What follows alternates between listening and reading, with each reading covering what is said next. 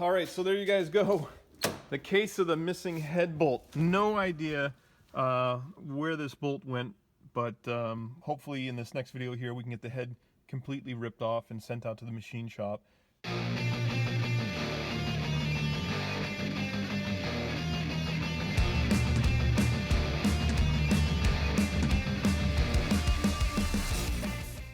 All right, guys, things just keep getting better and better, and by that I mean worse and worse. This is actually like the third or fourth time I've recorded this video because I'm just flabbergasted. But I had another video recorded to show you what this looked like as we took it out of the vehicle to send it to the machine shop. The three things we asked them to do is first and foremost clean it, then check to make sure it was level, flatness on the mating surface there, and to pressure check and check for cracks and whatnot. So this is what we got back after about 2 weeks, which is kind of nuts in itself. But essentially we just got a ridiculous size bill for removal of the camshafts and checking for leaks and all kinds of other stuff that they did to this cylinder head. But it looks absolutely no different than when we sent it. All the, they obviously didn't clean it. There's no way this was even dunked into a tank to check for leaks. If there's another way that you can do it that I'm just not aware, you guys can let me know in the comments below. But I'm just so flabbergasted by this whole thing. This is not like one of those huge YouTube channels where we can just chuck hundreds and if not thousands of dollars at projects. So every couple $100 in a project like this, you feel it, and I'm just blown away. I mean, the real kicker is we've got a painted arrow on cylinder 3 with no documentation, I don't know what, if anything, was done to this.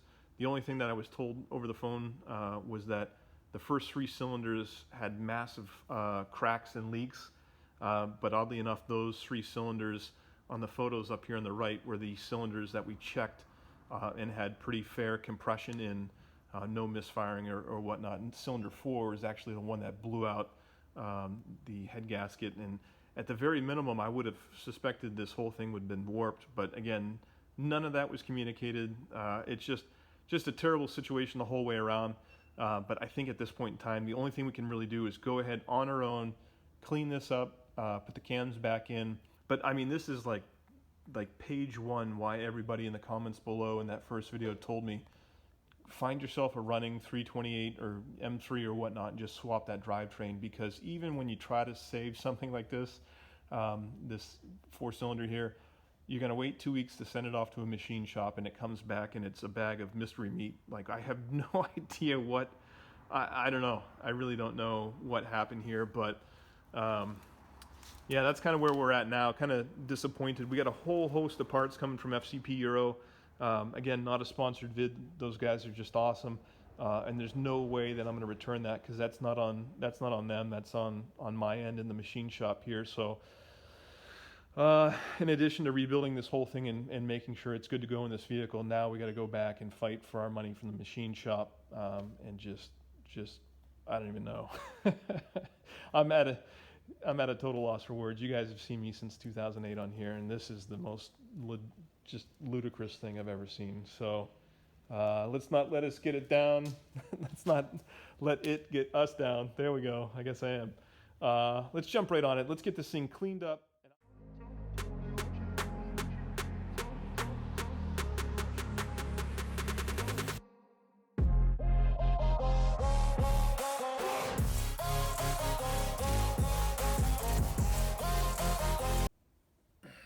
Hello and herzlich willkommen.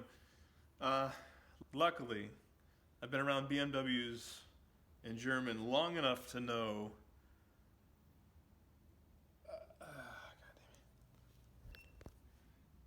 This is the exhaust side of the engine. E.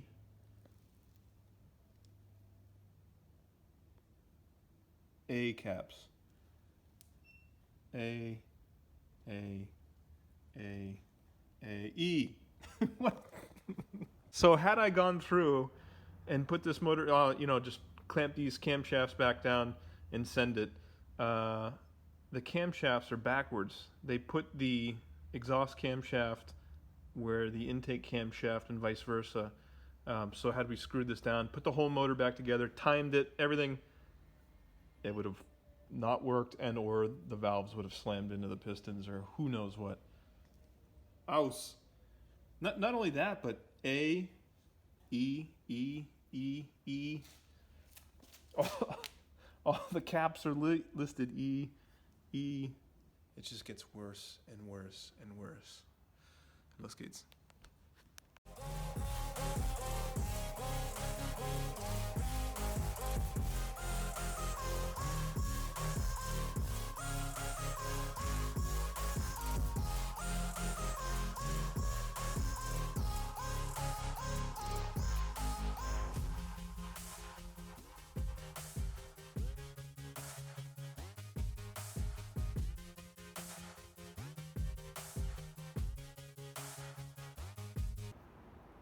All right, well, I had to just stop here just for a moment. I had kind of that deja vu. You guys ever see that scene in Jumanji where they're stuck in the floor and they tell the kid to go out to the shed and get the axe? And he runs outside. He starts hitting the shed with an axe to get inside and then stops and looks at the camera. That's literally what I feel like right now, because I'm meticulously keeping everything in order, but this has just come back from a shop that installed the camshafts on the wrong side. So what are the chances they kept all the rockers in the same order? But it just keeps getting better.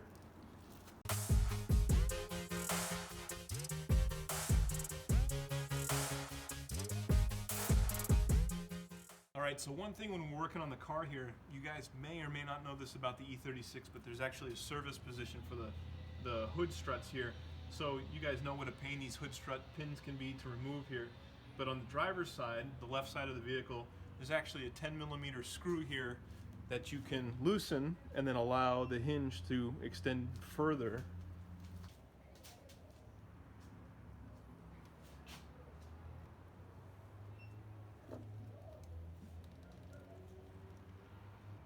All right, so here you see we got the 10mm out. So I'm going to show you how much more of the hood you can get up, so you can see the angle here.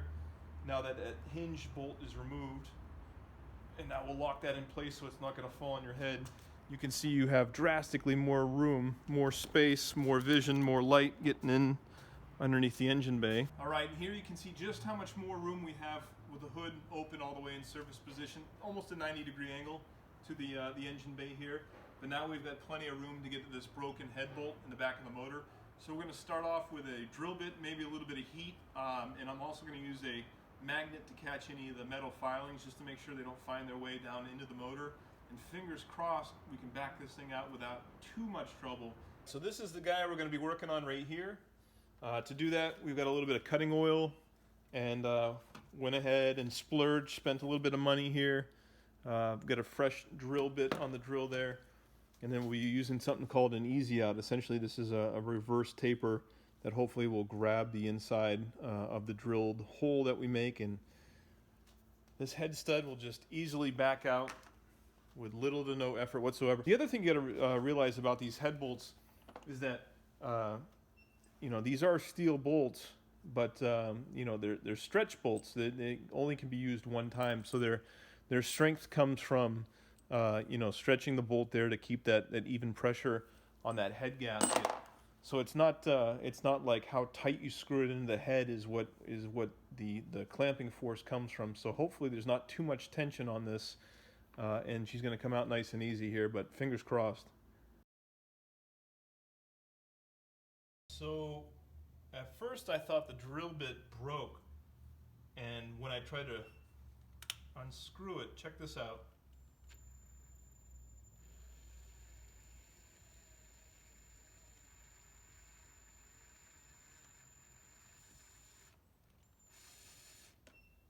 Look at that, that's awesome. Check this out.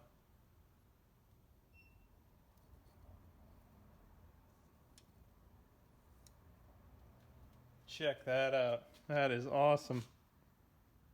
How much of the head stud actually goes into the block? There you go. Man, that came out a lot easier than I thought it was going to. And there's absolutely no damage whatsoever. Nope, it looks perfect. Oh, all right, that's one of the big items off my list here. That's fantastic. It just ever so slightly popped, which must, you know, have broken it loose or whatnot. but just with me reversing the drill bit ever so slightly, it actually walked this back out. So awesome, fantastic. Just to make sure we have absolutely no issues whatsoever when we go to put this all back together, I'm going to flush the hole there for the bolt, and I'm going to take one of the other good bolts and just make sure that wasn't our issue. Suppose I don't need a washer. Just make sure the threads are right.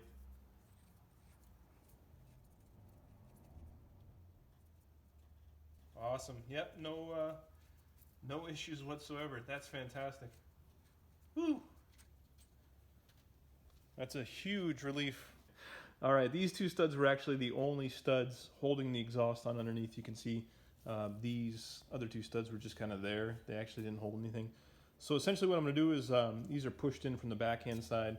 I'm pretty sure I can just add a little heat to these and knock them out, and we'll get this thing all cleaned up on each side. And then pretty much the major items are taken care of. Now we just wait for FCP's parts to arrive, and then clean the head and the block there, and we should be ready for reassembly. So let's throw some heat at these guys first and see if they'll pop out, play nice.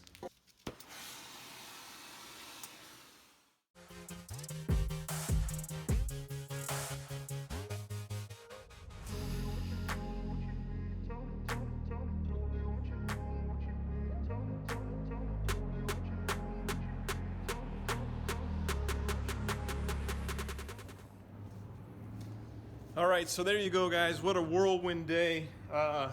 Leaving on a high note, getting that broken head stud out of the block. No issues, threads look great. Taking care of the broken off studs on the exhaust flange there. Huge weight off my mind, those two things are done. I mean, really, all we've got to wait for now is the package to arrive. I just ordered that from FCP, so it should be here within a day or so. But then we can start cleaning off the head. Oh my god, this has got to be one of the most disappointingly awesome videos. You know, awesome because everything's coming together, but disappointing of course because the head issue there. But it's one of those things where you got to roll with the punches. You got to take care of it. We're gonna do as best we can here to get the car prepped and ready for that head to go back on. So waiting for parts. We're gonna go I think relax for the evening. We definitely did quite a bit of work on the car here, but hope you guys like the build so far. And if you do, smash that subscribe button down there. It really means a lot. If I could get that plaque on my wall, 100,000 subscribers, put that right up next to my degree, it'll mean everything. Yeah, so anyway, until then, I'll see you guys next time.